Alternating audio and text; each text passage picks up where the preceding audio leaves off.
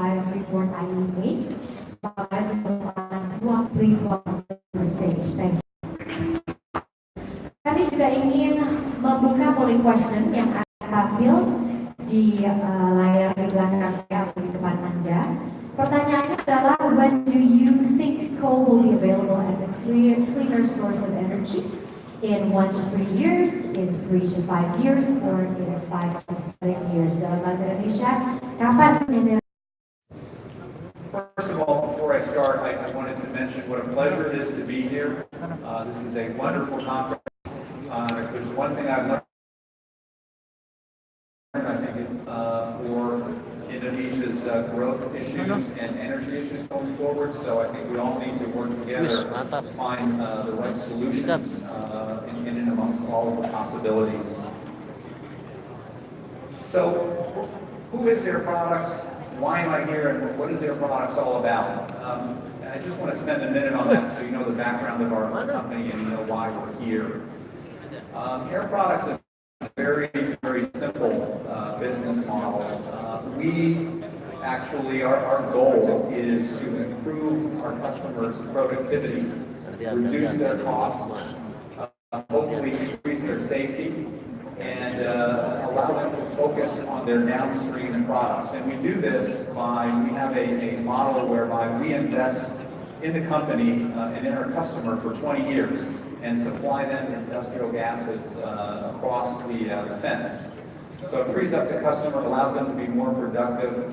We've been in business for over 75 years, and this concept is really the core concept. On the screen, industrial gases is more than just oxygen and nitrogen people may think of when they just think of industrial gases. It also includes CO, carbon monoxide, and hydrogen, which is called syngas.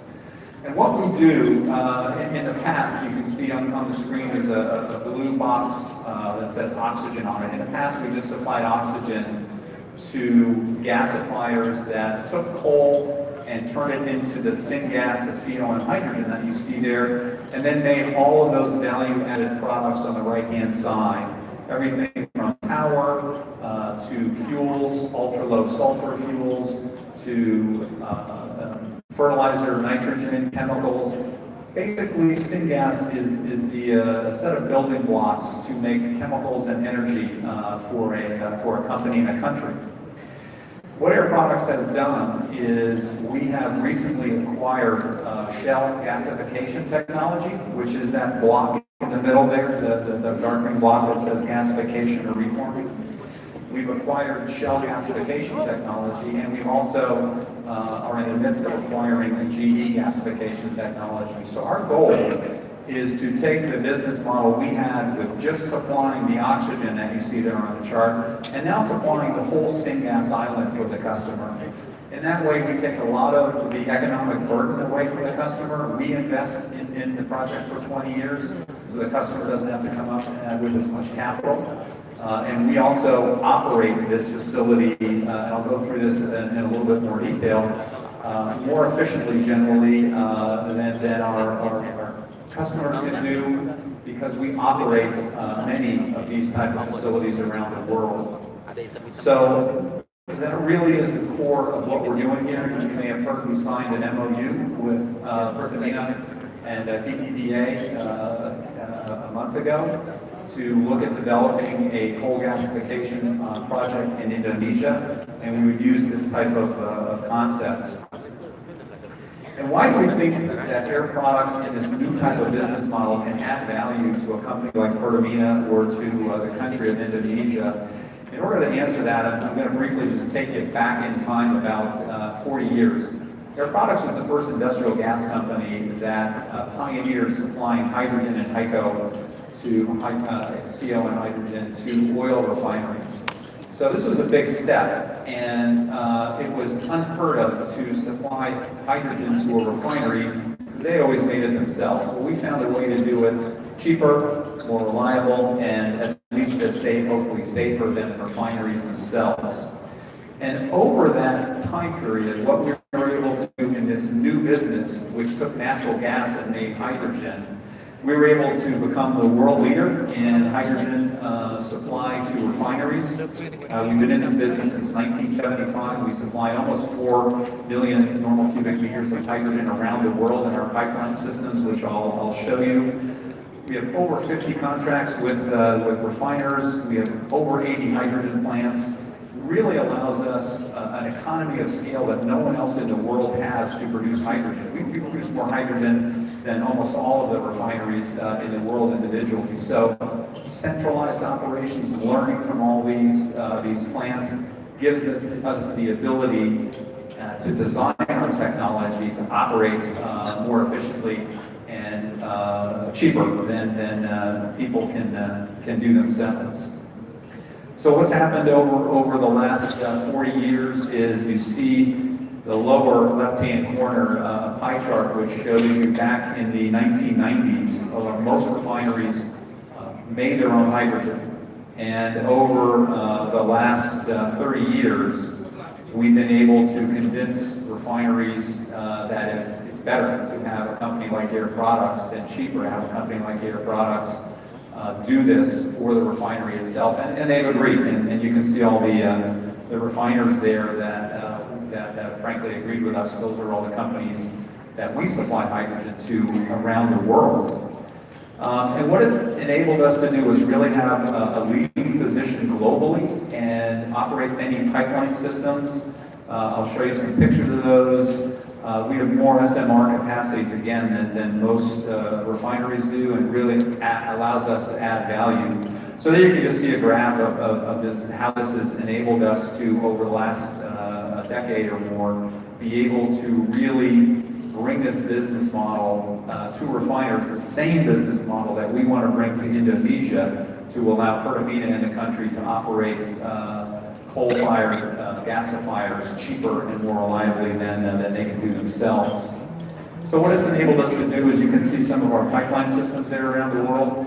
And again, this is what we want to do with solid fuel gasification. We've got a pipeline in Southern California in the U.S., 1,000-kilometer pipeline in Texas. It's the biggest pipeline system we have in the world. We've got pipelines in Canada and also in Asia and in Europe. So taking that model and having done that for the first time 30 years ago is why we think we can take this new technology that we've acquired from Shell and GE and turn it into a really good way for a company like Pertamina and a country like Indonesia to monetize their coal resources, to add value in some of those products that we showed on the earlier slides, and really to become less dependent, as we heard about in some of the earlier presentations, on foreign imported energy. And this is just an enough now, and each new iteration of plants comes out with better and better control systems, better reliability systems, more robust operations procedures, and it really boils down into those things you see on the left-hand side, the plant design. We are designing the steam methane reformers that we make hydrogen with and the gasifiers now differently than anyone else in the world, because we know the technology now and we're getting operational feedback. We design these things differently than anyone else in the world as possible. We have training programs. What we've done in hydrogen, that's what we are in the middle of doing with gas. This type of project and this type of support to EPA, Pertamina, and Indonesia. So we are 100% committed to the use of gasification to produce power, energy, chemicals throughout the world, and we've got a very, very strong balance sheet. So we are able to self-finance these projects, so it'll take a big financial burden away from the customer, as we do that ourselves, and allows them to concentrate downstream on their product. So as you may have heard today, the product the project that we're looking at here in Indonesia would be one that makes mostly DME, which would be a substitute for LNG. You can mix it into the LNG, back off, I think, up to 2 million tons a year of LNG import from other countries, and be more self-sustaining while doing it cheaper. And the technology that you see there that we have is the gasification technology. Again, that was back on the first slide, that block in the middle. And this is the heart of the gasification technology. It's been around since the 1880s. And Air Products is really in a unique position because we can take any hydrocarbon fuel, natural gas, petcoke, coal, oil residue, and we've been working on solid biofuels to be able to gasify those, turn them into the building blocks for the chemical and energy industry to allow Indonesia to become more self-sufficient with its energy.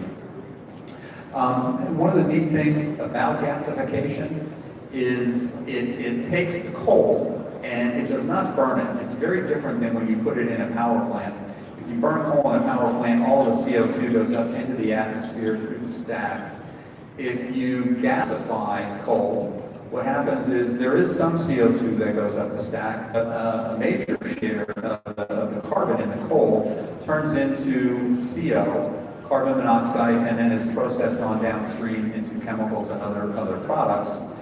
And the CO2 that is produced by gasifiers is what we call capture ready. It's at a high pressure, and it's at a relatively high ratio percentage of the product stream that allows us to easily capture the CO2 and utilize it for other processes like oil injection to help depleted oil wells push out oil and other uses for CO2. So it's not the magic bullet. There is no perfect use for CO2 yet, but we find it as we progress in finding uses for CO2. This is the technology that you want to have ready and installed because the CO2 is so easily captured and taken out of the system and made available for further use. The other thing that's great about gasification is a lot of the air pollution, when you look at power plants and things like that, is caused by sulfur and nitrogen coming through the system. It's very hard to capture all of it because it's not concentrated. In a gasifier, the sulfur that is in the coal and the nitrogen that comes in through the air is readily captured and removed in the process. So all the sulfur comes out. The energy that's made from the gasification process, if you go on to make diesel fuel, is ultra low sulfur diesel. It's much lower than even the Euro 5 standard. So it effectively pulls all of the sulfur out. It has staged combustion, so it doesn't allow any of the NOx through, or much of the NOx through. And it really helps on the pollution. So not only does it allow you to capture the CO2, it removes the vast majority of the sulfur and nitrogen pollution that's prevalent in the air around all the cities. In fact, we were just talking about that in the last presentation. So we really have all to help with the current deficit that I think the Minister of Energy was talking about this morning. In too much detail, but these are the processes that we're talking about. These are the gasifiers. We have on the left, you've got the Shell technology, former Shell technology, now Air Products technology, which is a dry feed process.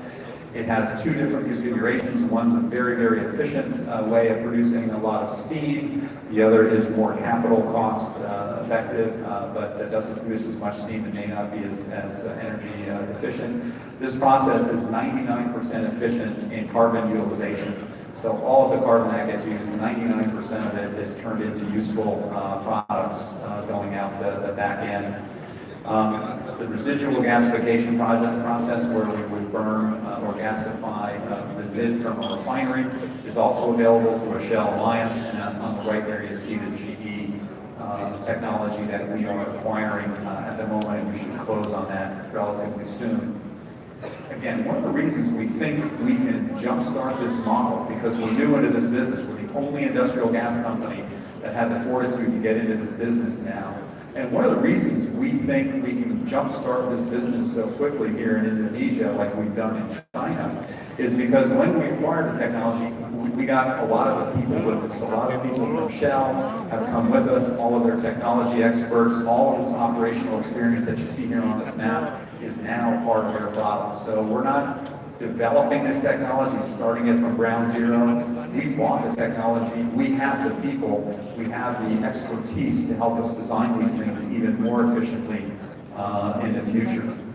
So again, this is the sale of gas model, what makes it work and why it's a better value for the customer. But I kind of summarize that by saying one of the key things it does is it lets the customer concentrate on the downstream product, what they're really good at. It lets us concentrate on the upstream, the making of the syngas, which is what we're really good at. So if we do this project, and when we do this project with Pertamina and PEF, they will be able to concentrate on marketing the DME and blending the DME with LPGs for cooking and things like that. We're just going to concentrate on being the lowest cost of syngas for them so they can be the most profitable that they can be. This is a quick example of what we've done in China, literally in the last year. This is a project called Luan. In the top you see where we used to we just had the ASU. Now with our new business model on the bottom there, you see we have the air separation unit, which supplies the oxygen, and the whole gasifier, that's what we call the upstream, and the downstream is Luan. That's where they make energy. They make low sulfur diesel, they make lube oils, polyalpha olefins, a whole bunch of very high value added products that China needs because they also want to become less dependent on importing energy, just like Indonesia. So the great thing about this is we have this experience. This is a picture of the Luan site. You can see the gasifiers there, the big block in yellow, and the associated compression cleanup streams. The air separation units, or ASUs, are in the background. This was $1.3 billion. It's a joint venture with Luan that we've just invested in. It's fully on stream. We're operating it, and we reproduce this in Indonesia relatively quickly. Again, it's not starting from ground zero, which is why I'm really excited about it. Quickly, this is Jazan. This is in Saudi Arabia. It's even bigger. It's an $8 billion project. In the beginning, we just had the ASU. Jazan had all of the other stuff around there. We've cut a deal with them where we're working towards acquiring all of the gasifier and the power block. And basically, it'll result in this, which is an $8 billion investment in Saudi Arabia, where we have all the air separation units, the gasifier, and we're producing 3,800 megawatts of power for Saudi Arabia. The newest project we've done, and this is what we like to duplicate with Pertamina, something very similar to this in Indonesia. This is a customer called Jotai in China, and it's a greenfield project where we are designing and building our first gasification system, and it's linked in for energy efficiency with the ASU. We've already figured out how to cut costs, make it more efficient, make it more reliable.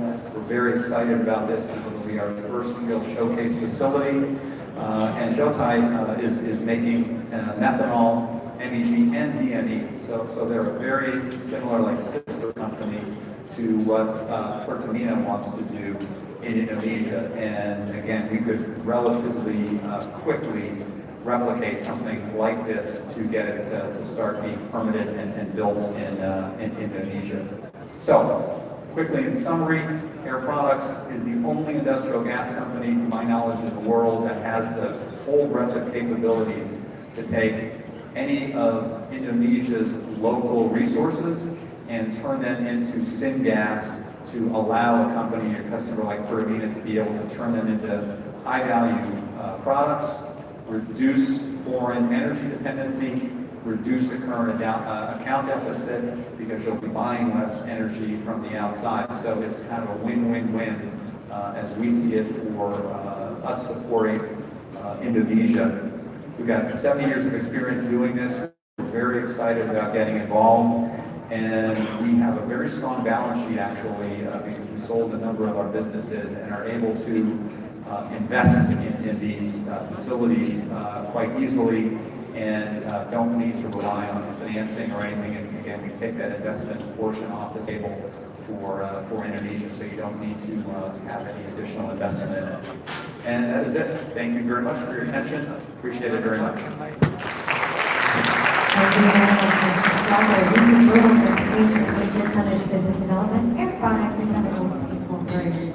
Itu tadi adalah pembahasan dari implementasi batubara menjadi liquid atau teknologi gas. Kalau boleh saya sampaikan sedikit ya dalam bahasa Indonesia. Air Products itu adalah satu-satunya perusahaan gas industrial yang bisa mengubah berbagai macam hidrokarbon menjadi H2, CO, dan juga syngas. Air Products memiliki lebih dari 70 tahun pengalaman memiliki dan mengoperasikan konsep. Air Products juga punya balance sheet yang baik dan bersedia untuk berpartner dengan pelanggan dan investasi di syngas atau reformer island. Sekarang kita masuk ke presentasi berikutnya dari Bapak Batubara Sebagai selaku Division Head Corporate Strategy Exploration Development Planning Business dari PT Asam PBK yang akan membahas mengenai potensi persediaan batubara untuk proyek di Metal Ether atau DME di Indonesia. Silakan Pak Rudi.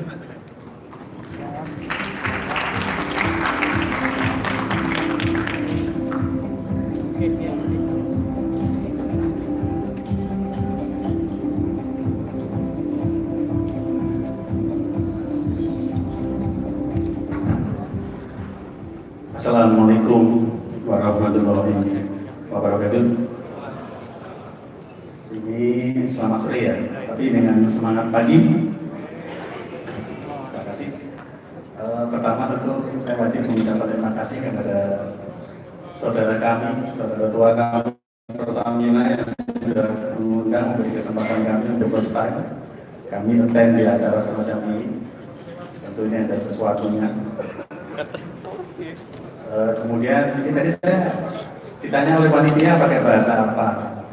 Jadi saya tadi begitu masuk ruangan ini, saya hitung, wah mayoritas wong itu orang Indonesia itu. Jadi saya pilih dalam bahasa Indonesia. Kenapa? Selain itu juga kan ada interpreter. Kalau saya pakai bahasa Inggris, selain saya juga not good, not fluent listening, speaking in English, kuatirnya ada satu dua yang juga seperti saya. Jadi keputusannya dalam bahasa Indonesia. Terima kasih Bapak Ibu yang sudah bertahan sampai the panel ya ini. Tidak ngantuk kelihatannya. Bahkan saya sangat gembira bahwa Pertamina juga, moga-moga saya tidak salah, baju-baju biru ini dari mahasiswa ya. The next generation. Karena apa ya, barangkali yang akan kita ungkap, kita obrolin ini akan sia-sia karena ini banyak hal yang nampaknya cerita lama, long story, take times, dan kalau tidak dilanjutkan oleh adik-adik ini semuanya akan percuma, ya kan? Baik. Sebetulnya ini kami dari perusahaan batubara Koyapas, satu-satunya state-owned enterprise in coal mining industry. Sebenarnya ada, saya tahu ratusan, hundreds, so many coal industrial player di negeri ini. Tapi mungkin baru kami yang diundang di sini. Jadi harapan saya kami bisa bicara di sini sekaligus sebagai representatif perwakilan dari teman-teman pemain batubara. Baik, jadi satu hal yang menarik sebelum saya di sini ada Mr. Phil dari Air Product. Ini boleh saya disclose sedikit. 3 minggu yang lalu, persis tanggal 7, kami menandatangani suatu kertas, ya judulnya masih Memorandum of Understanding dari oleh Mr. Phil juga, kalau nggak salah sudah disinggung sedikit.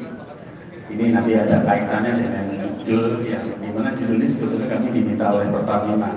Jadi kami harus mentaati, kurang lebih moga-moga ini cocok. Judulnya adalah bagaimana potensi cadangan batubara dalam rangka memenuhi harapan dari kita semua untuk mewujudkan adanya, saya lebih suka sebelum tadi sering disinggung potensial energy resource, barangkali lebih tepatnya adalah new energy.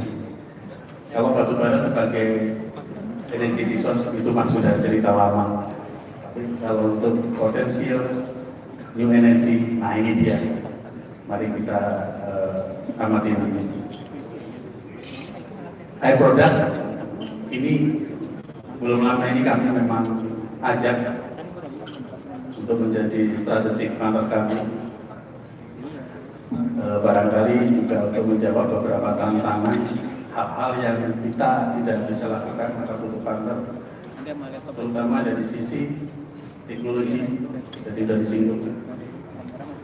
Kemudian juga kami mencari partner yang bisa menjawab hope atau harapan dari pemerintah, Pertamina. Kenapa Pertamina? Ya ini bicara DMI sebetulnya playernya Pertamina. Tapi begitu diminta untuk bagaimana dari batubara, oke, kami akan turun bicara. Nah, air produk ini kami ajak, moga-moga kami nggak salah pilih juga untuk bisa menjawab tantangan bagaimana bisa menyediakan teknologi yang ya tidak hanya apa ya, tanda kutip jangan mahal-mahal lah, untuk ekspensif ya, Mr. Phil, tapi juga bisa menjawab hal-hal yang nanti berkaitan dengan isu-isu lingkungan. Ini yang menarik. Oke, ini gimana? Kurang lebih 5 outline aja, nanti sedikit overview tentang kami, sedikit tentang cadangan batubara, lalu cerita dikit bagi yang belum tahu aja from goal to DMI, lalu bagaimana aplikasinya, sedikit tentang apa yang kami lakukan, sifatnya inisiatif, kemudian beberapa catatan dan dari itu dulu ya. Oke, ini kenalan sekaligus kami promosi. Pementasan tadi sudah saya miliar ton, angka ini gerak terus, akan gerak terus. Kami sudah bergerak sebenarnya dan di sini ada disebut gas. Kalau ngomong DMI, kalau teman-teman di teknik kimia itu gas. Tapi kami dulu sudah memulainya dengan full badminton. Sekarang masih berjuang di proses di gas. Oke. Nah, adalah pemain batubara yang paling tua. Kalau ngomong paling pengalaman saya nggak tahu, tapi yang jelas paling tua sejak tahun 1876. Kemudian tahun 1981 kita diproklamirkan dalam bentuk perusahaan negara kemudian PT. Ini di masa lalu pas saya ditugaskan pemerintah untuk menjadi wakil, untuk memonitor, untuk mensupervise hampir semua kontraktor pertambangan, sehingga kita sangat ngerti bagaimana kondisi batubara di negeri ini. Semua database-nya masih ada, walaupun kemudian ya so far unfortunately kami kemudian hanya diperbolehkan lebih fokus di Sumatera bagian selatan. Tapi in term of reserve masih kita boleh perubahan mendapatkan tantangan yang lebih daripada kawan-kawan batubara yang lain. Reserve-nya 24 miliar ton sekian, dan angkanya akan bergerak terus tergantung dari kelayakan ekonomi, tergantung dari hasil-hasil eksplorasi baru dan sebagainya. Dan kita lihat memang kalau tidak ternyata lebih rendah dibanding di negara lain di belahan bumi ini. Khusus PTBA, saya ulang lagi, ini gambarannya. Jadi kalau lihat warnanya gelap, itu semakin bagus kualitasnya. Dan kesimpulannya kalau kita bicara yang potensi lignite, kalau rendah, wah masih kurang lebih seperti jadi kontak sebelah kanan bawah itu yang akan kita bahas ini untuk menjadi potensial stok dalam rangka pengembangan baru. Karena ini kebanyakan masih timbul di beberapa lokasi yang disebut ini banyak yang namanya sleeping giant, raksasa cadangan batubara yang nggak bisa apa-apa. Inilah perjuangannya, bagaimana bisa mengutilisasi. Oke, kalau masuk ke DMI sesuai judul yang diminta, ini kurang lebih kalau bicara dari sebelah kiri, gold sampai sini bagian warna hijau, the green color. coal then through a gasification process becomes syngas, continue by methanol, then one of the main purpose to produce DM. Supaya tahu DM itu apa, kadang-kadang di rumah mungkin sering pakai deodoran atau semprotan segala macam. Nah, itu juga di dalamnya kandungan DMI, jadi sebagai aerosol propelan. Kalau saya sendiri pribadi mulai pakai DMI beberapa hari terakhir, sudah mulai saya pasang, saya sudah beli. Jadi DMI ini ternyata sebetulnya saya juga baru tahu sudah ada produsennya di Indonesia. Kecil, kurang lebih 12.000 ton annually di Jawa. Dan saya belum sebut namanya, tapi sudah ada. Meskipun bukan dari coal, bukan dari batubara, tapi itu bukti bahwa kita sudah punya produsennya.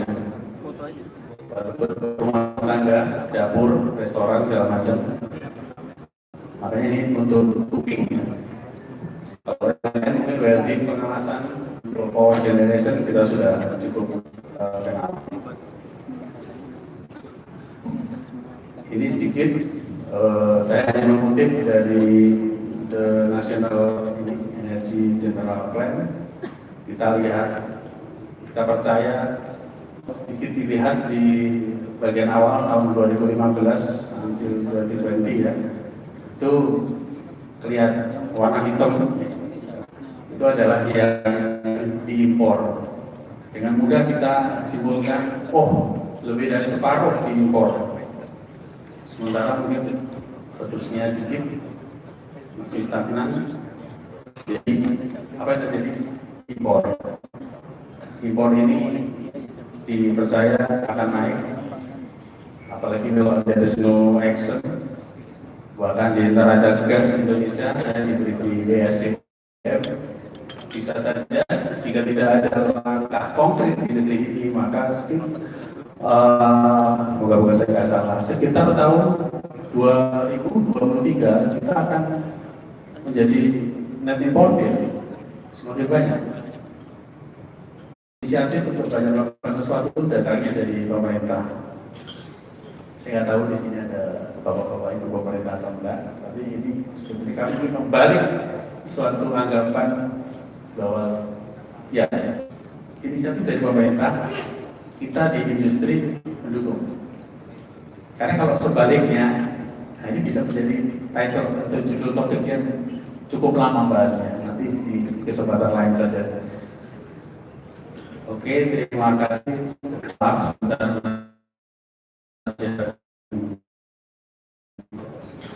Ini sedikit catatan saya pribadi sebetulnya. Belum bisa saya nyatakan sebagai hasil suatu analisis dari ini ada suatu formula 3x3, jadi ada tiga blok, 3 definisi. Kita akan sedikit bicara tentang yang warna kuning ini, regulasi, policy, berulang-ulang, progress little by little. Kedua, jelas sering bicara teknologi. Ini mana realisasi? Akhirnya kami masuk ke yang blok sebelah kanan. Ini saya kumpulkan, formulasikan 3 hal juga. Ini berapa kali saya di banyak forum lain juga sampaikan. Jadi untuk merealisasikan ini dari beberapa experience yang dalam kutip belum berhasil, masih unsuccessful story, itu adalah kadang-kadang belum ada kepastian tentang bagaimana direct involvement dari offtaker. Saya ambil contoh di sini Pertamina di masa lalu ya. Pengertian direct di sini, mohon maaf, sebetulnya adalah langsung sebagai investor. Bisa juga ada offtaker yang lain, saya belum terlalu bisa mengungkap. Yang kedua adalah, nah ini nggak apa-apa, seperti contoh air produk kita yang pertama, ini di sini. Moga-moga kami juga nggak salah. Ini juga dari banyak kita lakukan polling juga, polling dari banyak teman-teman yang gagal. Bahwa rasa-rasanya sudah waktunya bahwa untuk lebih mantap, lebih serius penguasa teknologi, baik licensor atau mungkin yang license holder, itu nggak cuma jual, tapi ikut ambil resiko, ikut berinvestasi, dan jangan kecil. Nanti ada mekanismenya mungkin ikut terlibat, apakah nanti dengan investasi terjadi transfer knowledge, technical know-how, segala macam. Jadi kata kuncinya adalah ikut investasi. Yang ketiga, ada juga nih banyak cerita tadi.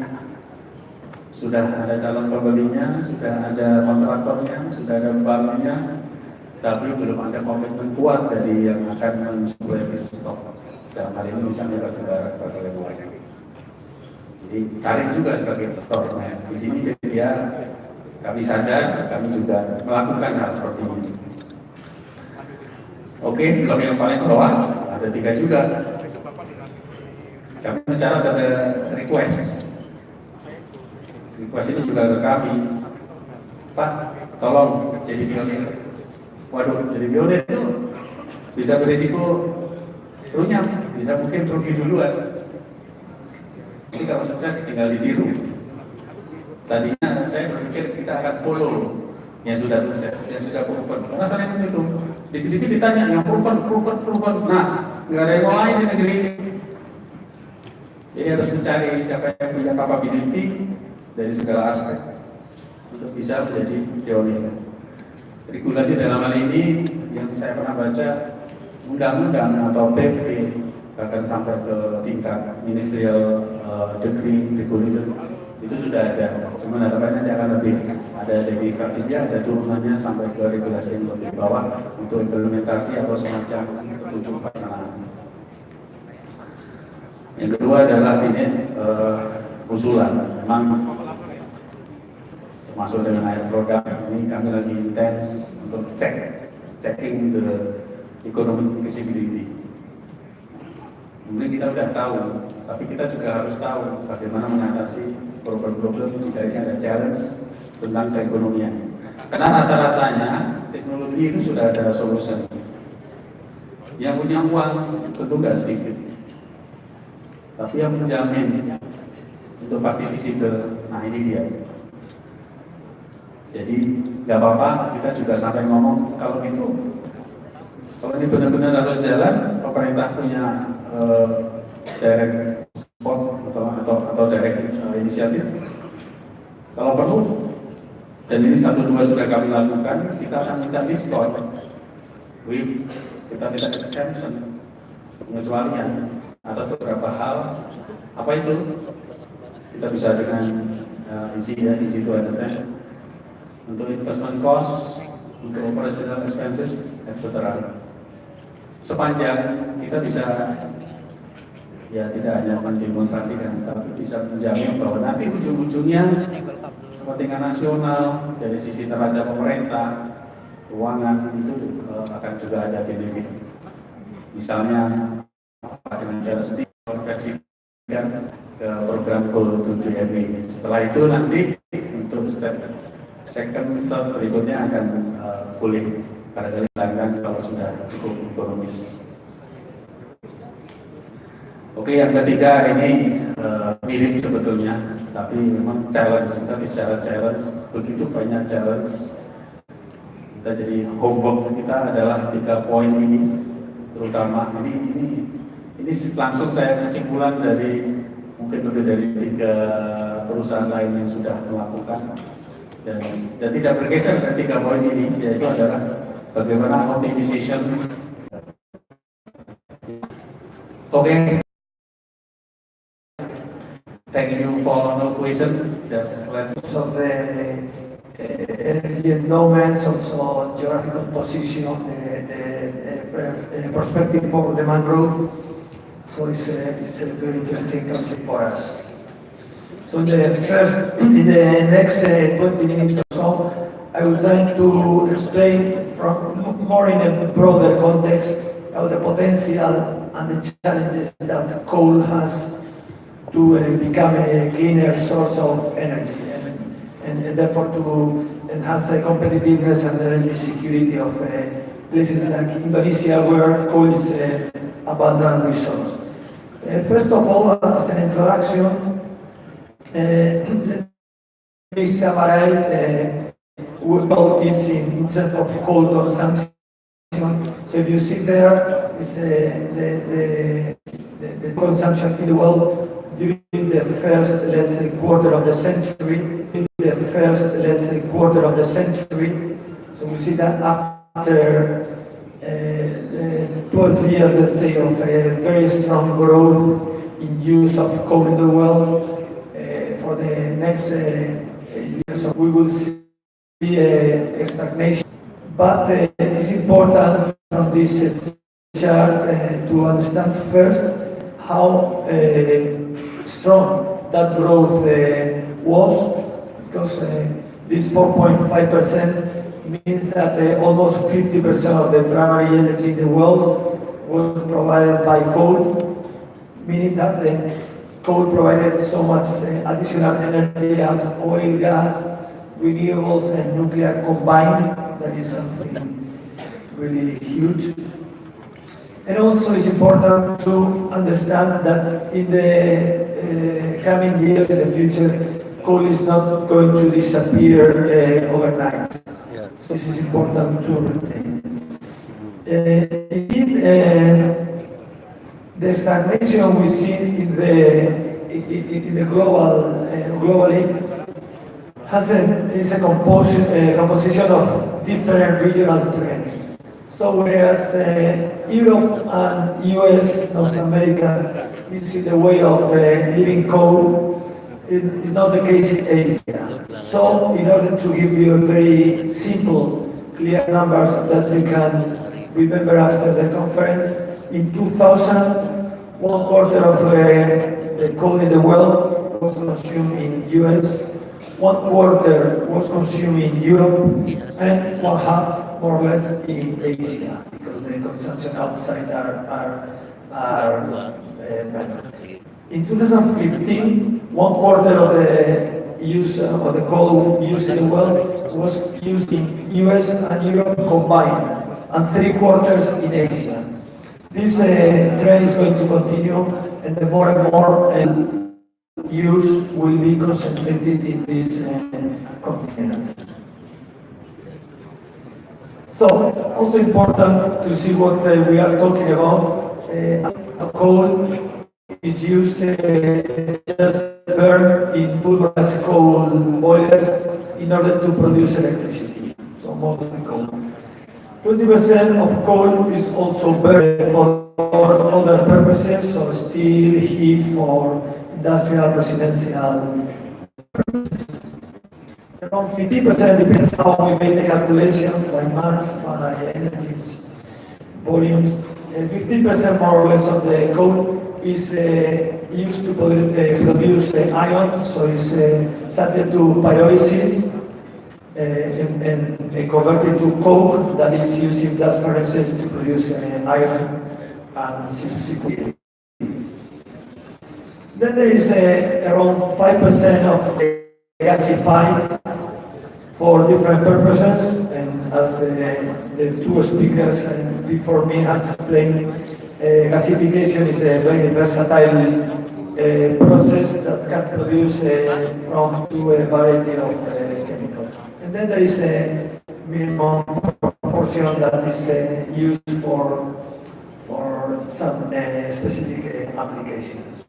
So basically, if we see the cleanup of the main user of coal by far, first step is to increase efficiency of power plants.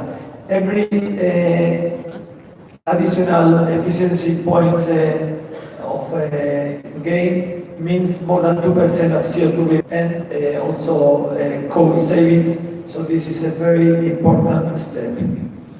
Second step is the reduction of, in this case we are talking about percentage points.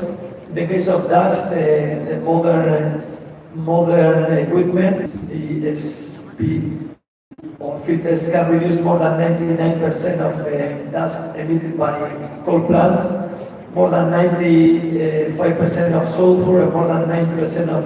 So this is a big step, and modern societies, the more and more obliges or requires clean power plants in terms of air pollution.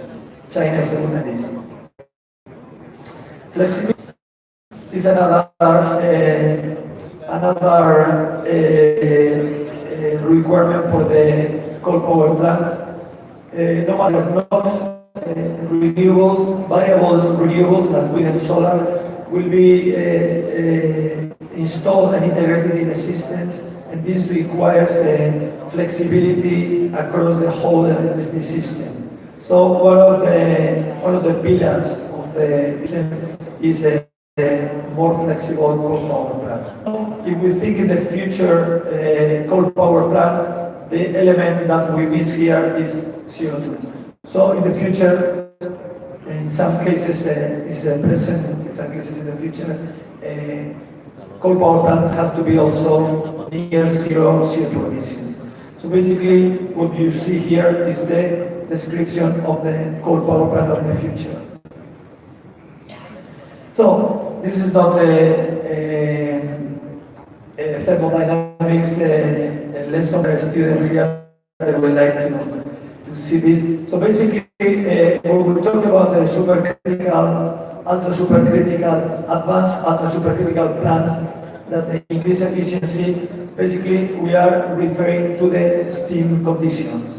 So in order to simplify a bit, so in the water steam cycle, there is a compression, expansion, and heat rejection. So expansion, the higher conditions in the steam and on temperature and pressure, the more performance we have in the cycle and high efficiency we have. Supercritical, ultra supercritical plants are the state of the art. Some countries like China has evolved in this sense very fast. Japan is another example of a country with increased majority of plants ultra supercritical. And the good news is that in Indonesia there are around 10 gigawatt of ultra supercritical plants in development. So this is a good news, but again, as I said, higher efficiencies is something very desirable. So again, the economics, because as former speakers clearly state, in order for a technology to progress, has to be environmentally, publicly acceptable, but also has to be economical. If not, there's no point for this. So, depending on how we make calculations, ultra supercritical can be cheaper or more expensive than subcritical. So here I did the calculation with a high discount rate, with a very low coal price, no CO2 price, shallow, and we see that are not very clear. But indeed, if we account with a higher rate, higher CO2 price, and higher fuel price, we see that is more economical. But I mean, this trade-off is what makes that there is not still a universally, all vertical plants are not universally accepted technology. So another important point is about air pollution. Air pollution is a growing problem around the world, and coal is not sometimes the public narrative can overstate, let's say, coal's contribution to air pollution compared with other energy sources. So here, this is the average in the world. So this is the mix. The numbers you see in the screen is the mix of very advanced plants with removal scrubbers, with others. So we see that coal, for example, is the largest contributor emitter of sulfur, but biomass is a much bigger problem in terms of particular matter pollution than coal, and in terms of NOx, oil, because of transportation, is the largest. So Okay, we shouldn't overstate coal's contribution, but indeed, coal is a major contributor to our pollution. And as I said, if a coal pretends to be the energy or a source of energy in the future, has to address air pollution. Okay, about flexibility, again, flexibility in the power system is not new because day weeks, weekends, spring, summer, winter, there has been always cycles in the consumption, but with increasing variable renewables, flexibility is a must. This is real data in Germany in November 2017, and we see this is the electricity that has to be provided, but what we say conventional process, so basically is the demand minus wind minus PV. And we see that there's no almost a base load anymore, just the nuclear, even lignite plants has to cycle, and plants, the flexibility requirements are huge. So, I mean, Indonesia is not Germany, the penetration of these technologies is not the same, but again, if we the coal power plant of the future, we need to take all these things into account. So if we go to that is what we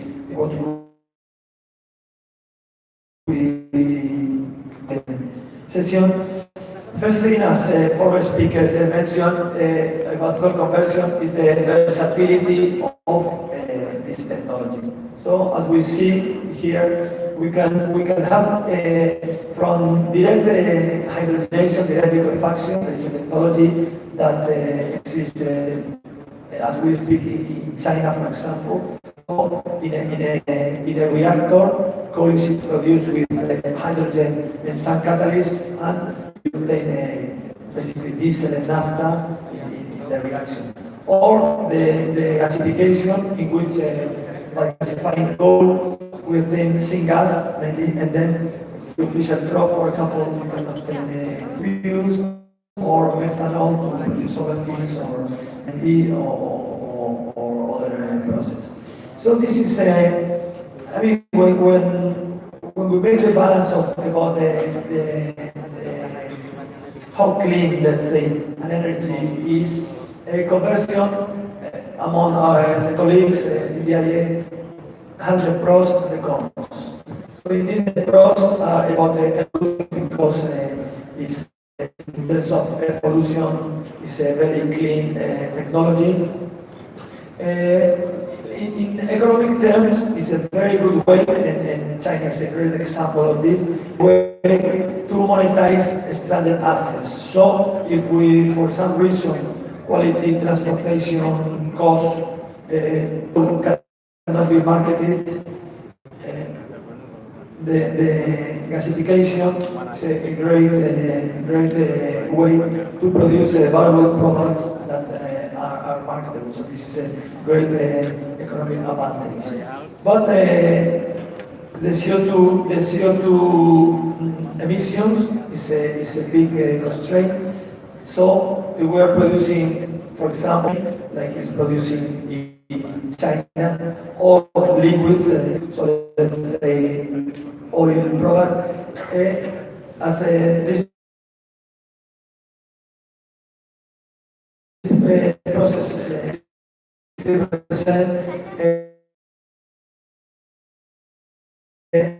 emissions, methane or the products. This has the advantage that our former speakers also mentioned, that the CO2 process has a higher partial pressure, so offers a good potential for CO2 to be captured or utilized where this technology are. So I think it presents, let's say, great potential because of all these things, but that is ahead. On CCUS, so this this is the example of 4 projects, because when we talk about the CCUS around the world, in depending which fora, since that CCUS is a kind of a science fiction technology, and it is not. I mean, it's a emerging technology, okay? It's not a... There are around 22 projects, not yet, either working or under construction now. These are 4 examples that I like because they show they have been put in operation very recently, and we have example from corn to ethanol in US, in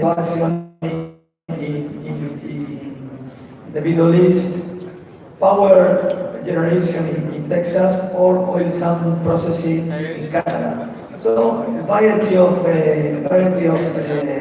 different technologies.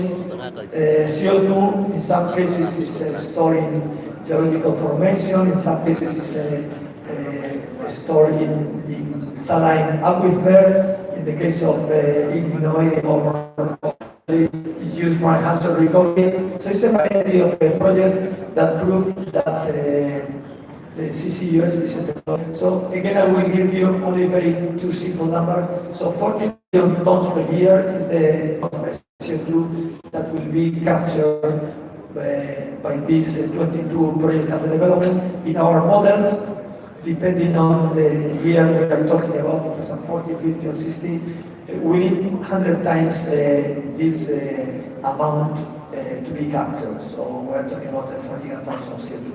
So we need technology, and the IEA is trying to do as much as we can.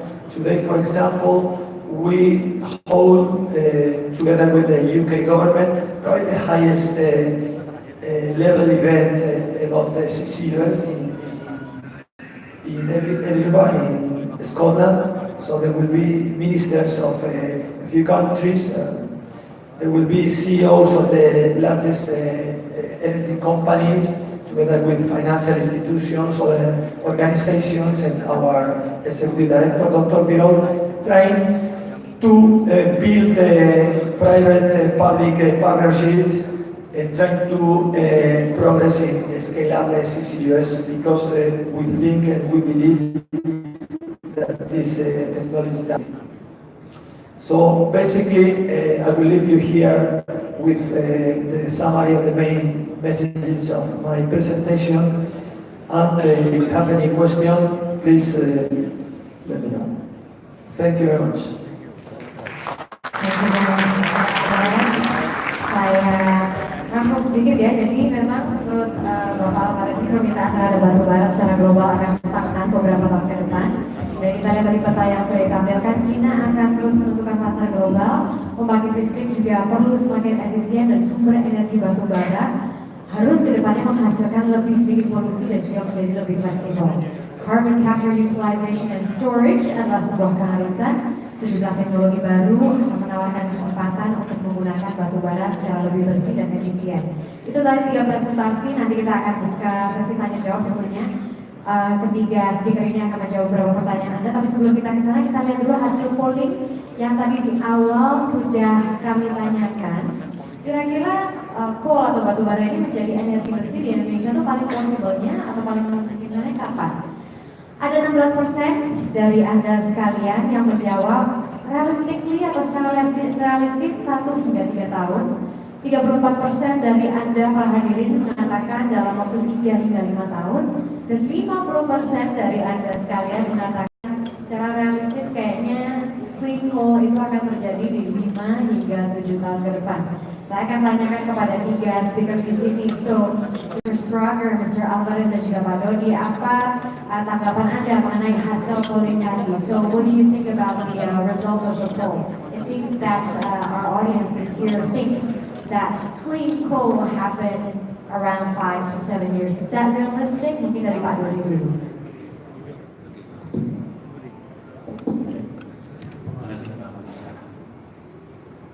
Posisi saya sekarang harus bilang bahwa harus optimis. Harus optimis ya. Tapi jika ditanya berapa lama secara lebih spesifik, memang harus lebih optimis. Jadi banyak PR rasa-rasanya tadi ya saya akan ikut yang hasil polling yang terbanyak. Secara pribadi saya juga sama. Rasanya butuh waktu sekurangnya 5 tahun untuk bisa mengimplementasikan hal tersebut. Apalagi akan menjadi new energy dan ada kata kunci clean coal. Namanya coal. Gampang. Terima kasih. Okay, baik, Mr. Alvarez. So the result of the poll says that realistically, clean coal is going to happen, according to 50% of the audience members, in 5 to 7 years. Is that too long? Is that realistic? What do you think? Well, as I said, we consider coal from a broader context. Coal as a cleaner, it's not about the clean, it's about the cleaner. So, I mean, I said that example in Indonesia, that there are around 10 gigawatts of coal power, ultra-supercritical coal power plants under development. So, this means to reduce, depending on the standard, you value the normal, let's say, subcritical coal power plants. But this means to reduce 20% CO2 emissions from each unit of electricity generated. This because these are equipped with air pollutants control equipment. So this means to reduce by between 1 and 2 orders of magnitude the air pollutants. So, I mean, there is a clear progress in how coal is used in Indonesia.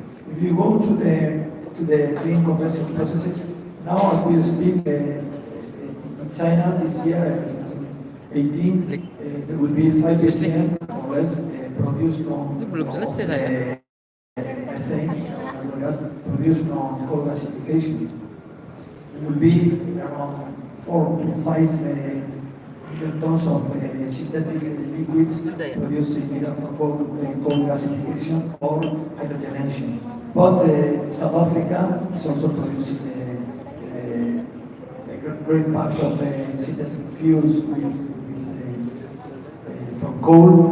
So we have a new project coming online.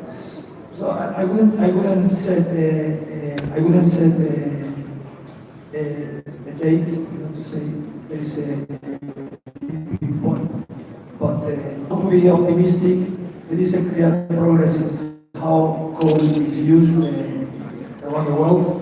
But if we want to be also realistic, there are a lot of things to say. So, for example, now the average efficiency around the world of coal power plants is 35%. It should be increased. So the glass can be half empty, half full. The glass again, oke, jadi tampaknya kalau misalnya dari Bapak Alvarez mengatakan bahwa itu tergantung dari kita masing-masing. Apakah kita mau optimistis atau kita mau pesimistis, nanti kita akan lihat bersama gitu. Mr. Sparrow, what do you think about the result of the poll? I think it's a very interesting question, and I think it is really dependent on the government's actions, on when clean coal is available. Technically, clean coal is available today. We have the ability to sequester the CO2, the sulfur and the nitrogen emissions we already saw are taken care of in gasification. And if you push coal projects to recover CO2 and inject it in oil wells, if you can push to do that or find uses for CO2 and kind of push legislation, it will happen quicker. Oke, jadi kalau menurut Bapak Stronger itu tergantung lagi ke pemerintahnya gitu. Kalau misalnya mau cepat, ya jadi cepat. Kalau misalnya enggak, ya tergantung lagi ke pemerintah. Ini menjadi best thing untuk Indonesia dari Pak Alvarez.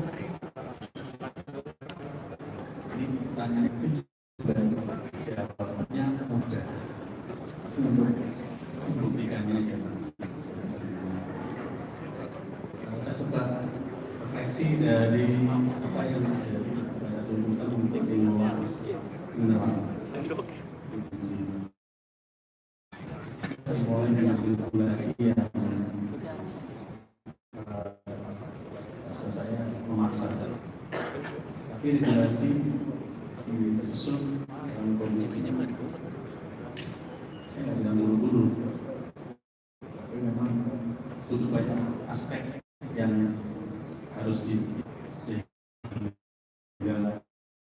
siapapun yang pada sesi itu akan dengan senang.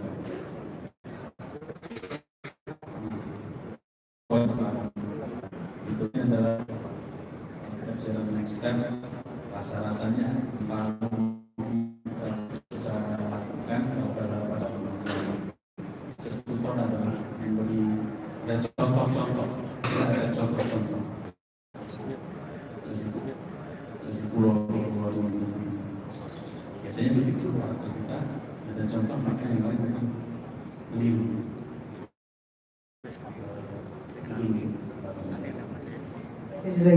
So how is this the next best thing for Indonesia, Mr. Squadron first? I think that, again, it's a very complex question. If it were easy, we would already have the answer. And I think having coal be the next best thing for Indonesia depends on what your priorities are.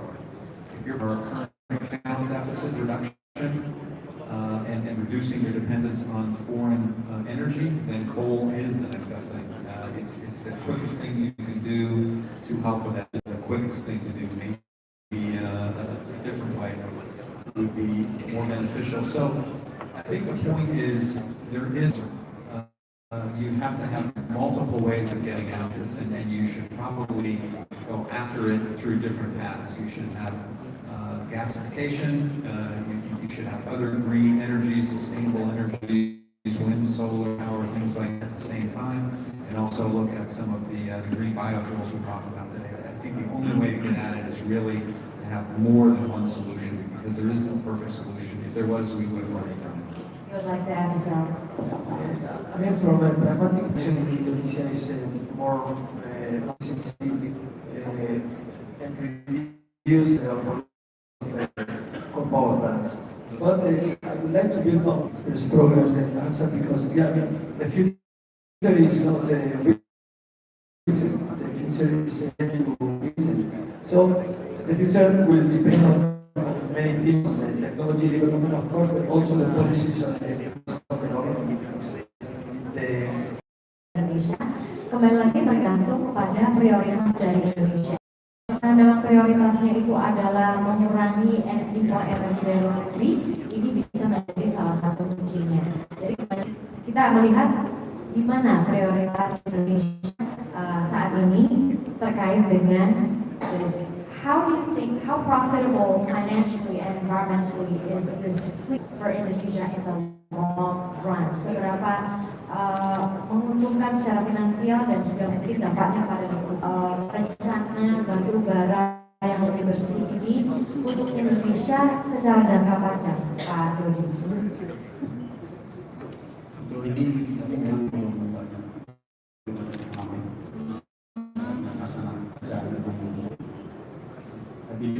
Carlos recommend to respond first. Okay, so Mr. Alvarez. And there's a project. So I think competitiveness of this process, as I said, people are very cost sensitive. They are in this. I don't want to start giving numbers, because, as I said, we should give process by process, depending on the fuel cost, technology. It's very working it answer. So my answer will be to give this example how in Indiana there is a proposal for in this case is a hydrogenation, so liquefaction. So the cost in a well-designed project can be asked. Okay, and environmental?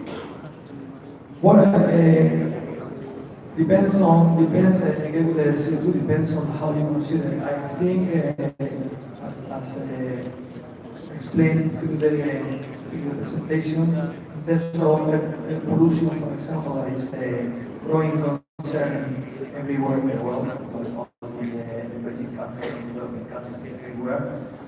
Is quite a clean solution. The problem around CO2, but I'm quite optimistic that we'll find ways to use and stop CCUS, as I said. We need to develop this technology as fast as we can.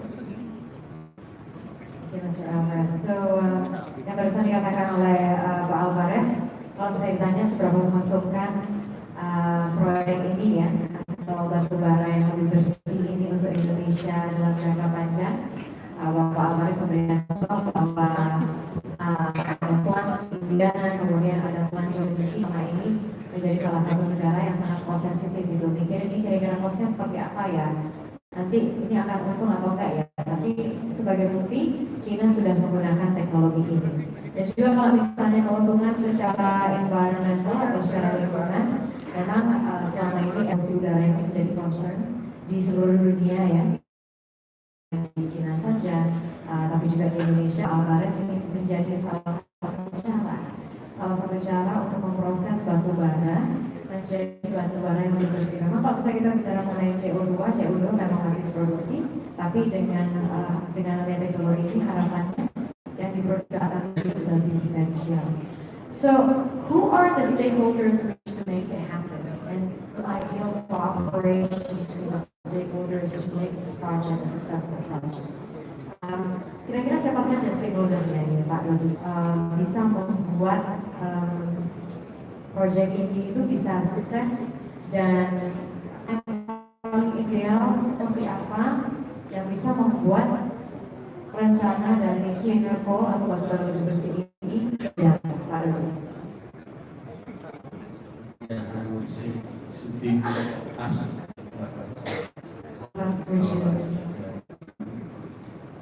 Kalau ditanya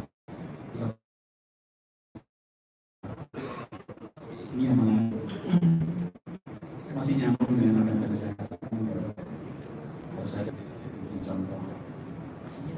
Semua hal-hal yang kita rasakan menjadi tinggi harus masuk.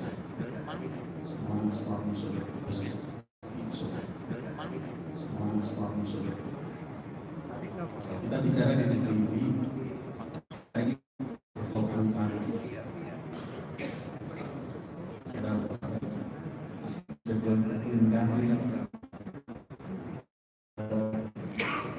kita harus sering mengikuti notifikasi banyak hal mengenai isu-isu lingkungan dan fakta atau aktualnya di beberapa sektor. Semua kita monitor beberapa sektor. Semua kita monitor diri. Dan akhirnya memang kita asing atau dimana ini kan sudah jangan begitu lagi. Okay. Would you like to add, Mr. Strong, what do you think is the most ideal cooperation scenario to make this project successful in Indonesia? The cooperation between your products and also with us. The ideal cooperation scenario, I think, would be to find a company in Indonesia who has coal and mines coal very well, and they're an expert in that. I would find a company who has expertise in energy production and marketing energy, Pertamina, and then I would find a company, an international company that has the technology to be able to make this happen in a real sense. And I think it's, Air Products, in my opinion, but I went for Air Products, so I probably have that opinion anyway. So you're open to more companies cooperating with your products in Indonesia? Yes. Okay. Berarti opini dari Pak Dodi dan juga Pak Sprover ini sejalan karena tadi Pak dapatkan multiplier effect, ada perusahaan-perusahaan yang lain yang juga akan menggunakan teknologi yang sama, dan tentunya Pak Sumber mewakili dari Air Products juga sangat terbuka sekali untuk bekerja sama dengan perusahaan-perusahaan lain, apakah itu lokal maupun asing yang memiliki teknologi untuk menjalankan proyek dari batubara yang lebih bersih ini. Now there are 3 questions as well from our audience. And just say one more thing, Yes, sorry, absolutely. just to add to that. You can have the most willing partners and the best partners in the world, but nothing will happen unless you have the right government support and the right regulations.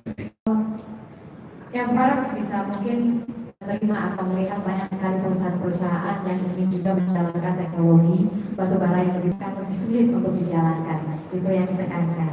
Nah, ada 3 pertanyaan dari para hadirin, Bapak Ibu di sini. So we have 3 questions from the audience members. Gasifier plant, and what are the major constraints That we have in China that we have built so far, facilities supplying syngas, downstream products.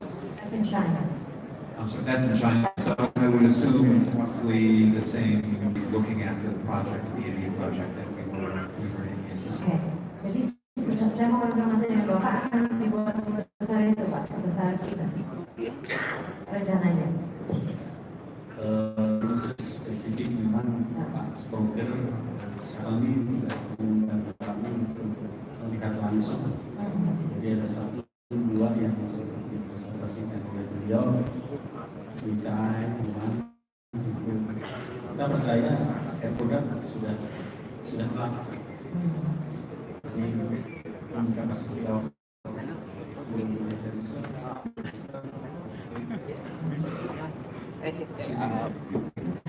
jadi kita pilih pertama adalah tapi minta tolong seperti tadi yang saya katakan one of the 3 big challenge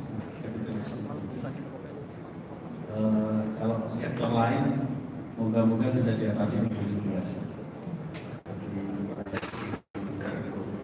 Kalau misalnya ada harga-harga peralatan perlu bisa lebih untuk di awal-awal potong diskon banyak-banyak deh. Gitu, Oke, ya jadi semoga sudah terjawab ya. Tadi Pak Sproger mengatakan kalau misalnya mau membangun gasifier plant ini, memang tergantung ukurannya. Mau ukurannya seberapa besar? Dia menggunakan contoh kalau misalnya ukuran yang ada di China itu, dia To be clear, money that we would invest in Indonesia. We're not looking where else. Air Products would be willing to invest that kind of money to build that facility. Right, oke. Jadi kalau misalnya memang nanti akan dibangun itu di Indonesia, Filipina, China, berarti yang akan diinvestasikan dari Air Products itu adalah sekitar 500 juta hingga $1 miliar American dollars, right? Yes. Yes, American dollars. And the only thing is that the project in Indonesia is smaller than the ones we have in China.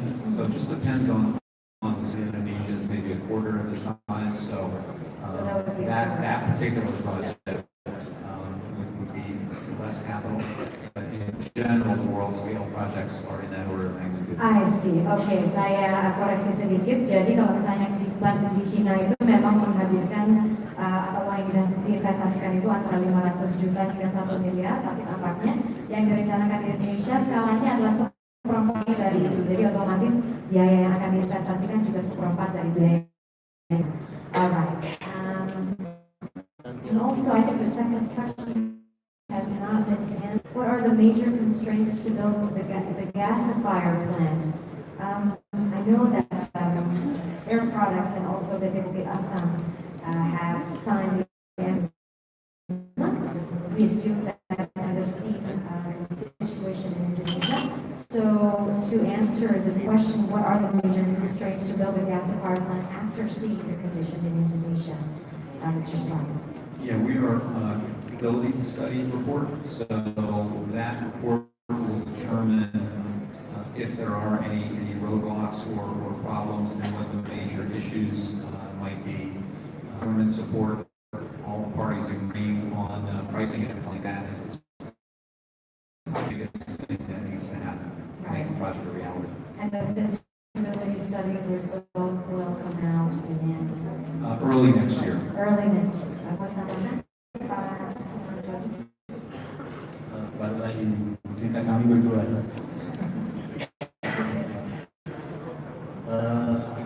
Bicara tentang studi, kami sering diolah-olah dari itu. Dari studi, tuntutan dari stakeholder kami adalah cari breakthrough atau terobosannya di mana. Terus bekerja dengan cara yang visual. Ini juga kami akan mendapat bantuan dari partner, termasuk energi. Sisi lokal kami akan do our best untuk mempercepat the first quarter.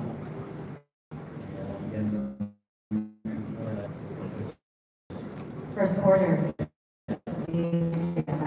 Jadi kalau misalnya dikatakan kira-kira apa yang menjadi membangun gasifier plant ini, sejauh ini memang masih dilakukan feasibility study dan hasilnya nanti baru akan keluar awal tahun depan, dan seperti kata Pak Dodi tadi, semoga ini sudah bisa kelihatan progresnya di first quarter ya Pak ya. Okay, second question is from Yang Provinta Laksana, and this question is pertanyaan ini, what is the coal price scheme for gasification, and will kita tidak merujuk kepada market price. Pertama karena memang market price itu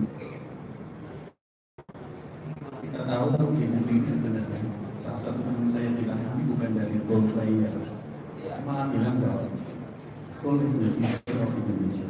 Kenapa? Dia bilang, ya ini satu barang yang kita bisa mainkan sendiri. Kalau yang lain, ya saya nggak tahu cara mengungkapkannya. Ada begitu banyak variabel yang kita tidak bisa dikira oleh orang-orang tidak asli.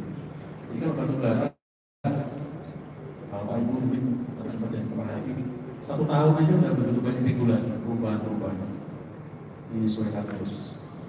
Kembali ke harga, PPA khususnya, semoga yang lain juga mau, kita sudah promote seperti ada pengalaman di manual power plant, kita akan refer kepada suatu mekanisme di mana itu kita kenal sebagai cost, production cost, terus reasonable margin.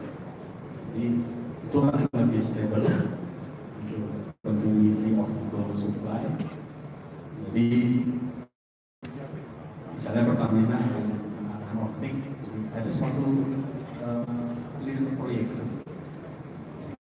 Ya, sekali lagi tidak harus mengacu ke pasar murah-murahnya. Kami sadar kalau nggak murah ini nggak jadi.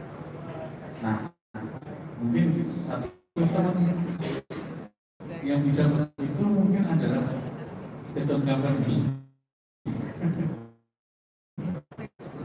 Nanti kata-kata itu kantong kiri dan kantong belakang. Oke, cukup. Semoga cukup jawaban sementaranya. Jawaban sementara. Okay, the third question coming from the audience member is from Fahmi. This is to Mr. Alvin. Will coal price pick up or green coal? The price of the commodity that is money in the world. So difficult to the main potential for this project is a coal that is somehow disconnected from the market, because from a pure economic point of view, it's a great opportunity. Price otherwise standard coal. So in this sense,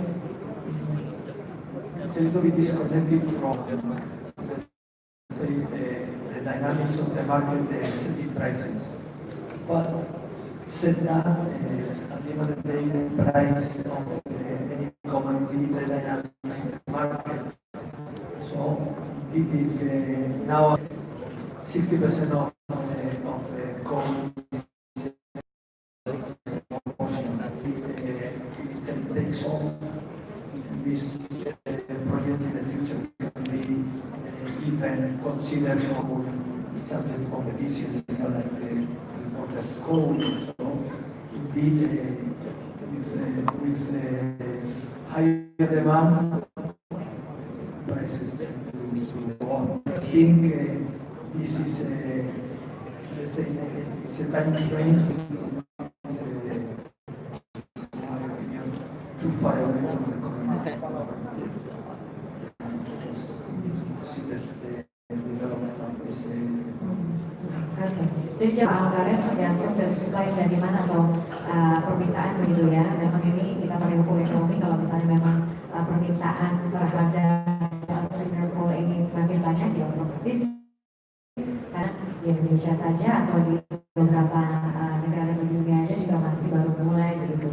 Terutama di Indonesia yang baru mau akan mulai di awal tahun depan ya Pak ya, karena sudah ada agreement yang ditandatangani antara Air Products dan juga Pertamina.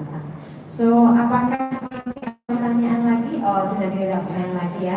Saya dapat terima kasih Mas. Alright, so maybe final question.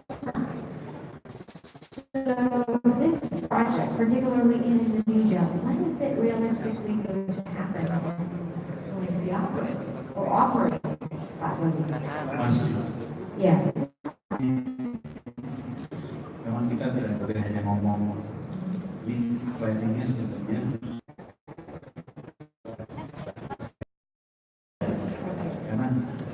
karena kita biasa kalau lepas ya seperti motor maka harus diupayakan lebih agresif. Tidak hanya siapa tahu kita ini segala effort juga doa harus terwujud ya, berarti realistically 2023 tapi karena mau A21. So Mr. Dodi, that this project will realistically operate in 2021, which is 2023. Do you think this is the measure? Jadi pesan dari stakeholder harus selesai 2021 ya Pak. So what do you think of this? 2020 is going to run, it's going to operate, Mr. Strauber. We won't hold it up. You won't hold it up. You won't make it happen. If there's any delay, it won't be because of us. Okay, alright. Jadi Pak Strauber juga nampaknya setuju, mau nggak mau karena memang dari stakeholder yang sudah dikomunikasikan juga ke Pak Strauber, 2021 udah harus jalan proyek dari cleaner coal ini. Mr. Alvarez, yes, boleh tepuk tangan.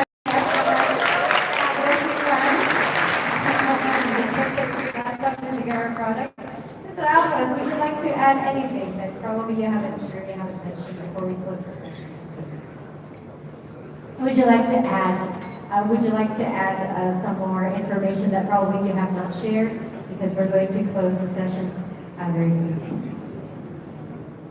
I want to again thank Pertamina for the invitation to this forum. We hope that the session has been productive for all of you. And also, as we have said, the future is yet to be written. It's not written. It depends on many things. It depends on policy, governmental policies, but the governmental policies are many times also influenced by the public opinion, public desire. So it's good that society is well informed. There's no, not for this, there's no silver bullets for anything. Every technology, every energy source has pros and cons. So the society needs to be well informed in order to, for the good decision for the country we take it. Thank you very much. Thank you, Mr. Alvarez. Would you like to add as a closing? All I would like to say is I agree with Mr. Alvarez. I think it's, number one, been a great conference, and number two, I think Indonesia is in a great position to determine its own future, to become less energy dependent, and create more value inside the country by upgrading some of its own natural resources. So we look forward to supporting, and I think it's going to be a very exciting future for everyone in Indonesia. Okay, thank you, Mr. Swander. Pak Dodi,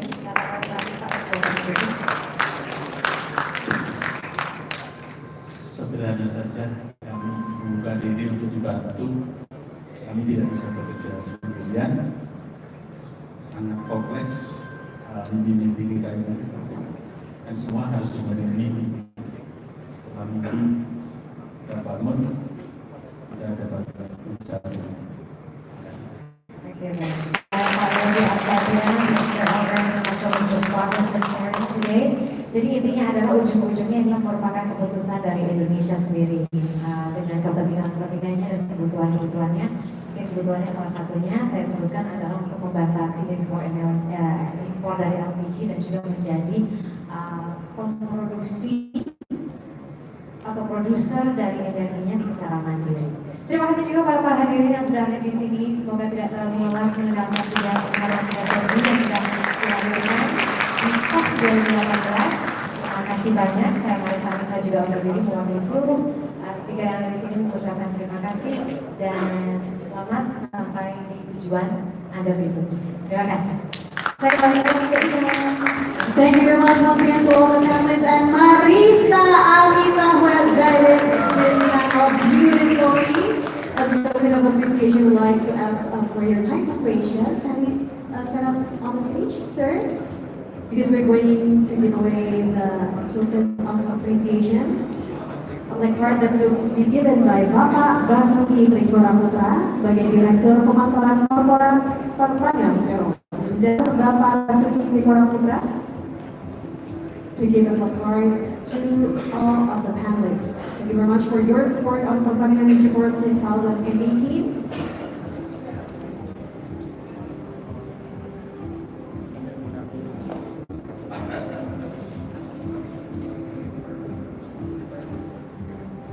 Boleh kita berikan aplaus sekali lagi untuk dukungan dari panelis kita.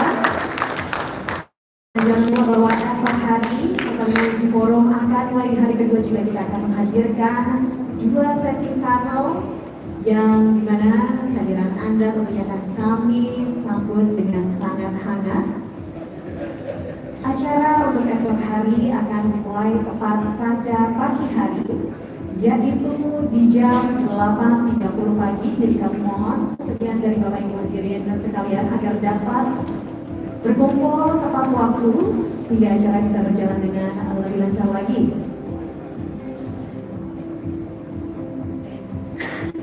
Baiklah, terima kasih banyak kepada Bapak Basuki Trigora Putra dan juga panelis kami serta Marisa Anita. Terima kasih sekali lagi dan hadirin undangan yang kami hormati, ini adalah kesempatan terakhir untuk Anda memenangkan hadiah kita pada kali ini. Di sesi quiz yang terakhir ini caranya tetap sama. Silakan untuk Anda buka langsung aplikasi PEF 2018. Untuk ikon yang dipilih adalah ikon quiz. Sekali lagi ini adalah kali terakhir. Pertanyaan ke-7 pada sesi hari ini adalah Pertamina Upstream business exists in the following countries except Iraq, Nigeria, Gabon, or Dubai. Submit your answers right now karena waktu Anda untuk menangkan hadiah ini hanya tinggal 1 menit lagi. Kira-kira siapakah yang akan memenangkan Samsung Galaxy Note 9, iWatch atau voucher bahan bakar khusus nilai Rp1.250.000? Langsung dijawab. Mudah-mudahan Anda yang beruntung. Baiklah, sambil menunggu untuk mengumumkan pemenangnya, kami informasikan jangan sampai lupa untuk check-in setiap panel discussion dengan cara scan barcode yang terdapat di depan ballroom. Dan penting sekali karena esok hari kita akan memberikan souvenir bagi peserta dari Pertamina Energy Forum yang sudah mengikuti minimal 3 kali panel discussion. Dan kita juga menginformasikan melalui PEF 2018 tersebut, Anda bisa mengunduh slides yang disampaikan oleh panel speakers kita. Jadi silakan untuk diunduh, sekarang sudah available ya. Dan hadirin yang kami hormati, di berakhirnya sesi ketiga kita pada kesempatan hari ini, Kami berharap untuk energi yang Anda berikan akan terus dipertahankan hingga esok hari. Esok kita akan punya topik-topik yang sangat-sangat menarik, such as government policy on energy security in Indonesia, that will be delivered by Bapak Ignatius Jonan as the Minister of Energy and Mineral Resources, and the second topic is optimization of domestic resources potential to maintain energy security, which will be delivered by Bapak Luhut Binsar Panjaitan as the Coordinating Minister for Maritime Affairs. Ladies and gentlemen, without further ado, now we have the winner for our quiz prizes.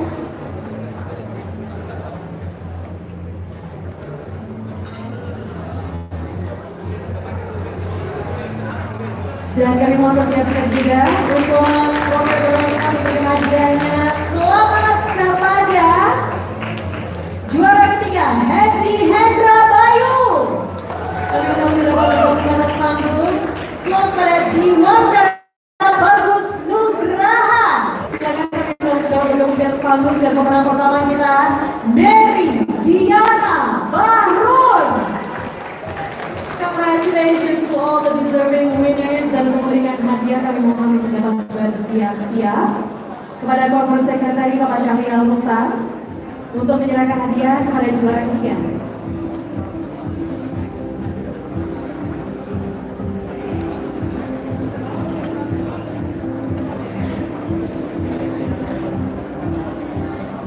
Untuk juara ketiga, Hendy Hendra Bayu, selamat Anda mendapatkan voucher bahan bakar khusus senilai Rp1.250.000.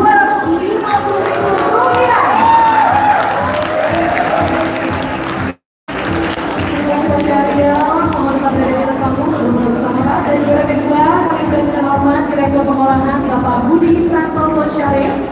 Pak Budi mohon untuk dapat memberikan hadiah kepada juara kedua. Juara kedua kami mendapatkan hadiah berupa I Want